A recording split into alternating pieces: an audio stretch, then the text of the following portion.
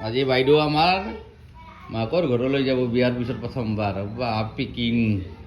বস্তা এটা দাম নেকি বস্তাত ভৰলৈ যাওঁ নাও নেকি ইয়াৰ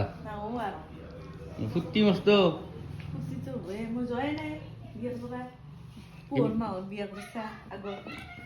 এতিয়া কি কৰিম তে মই কালত থাকিম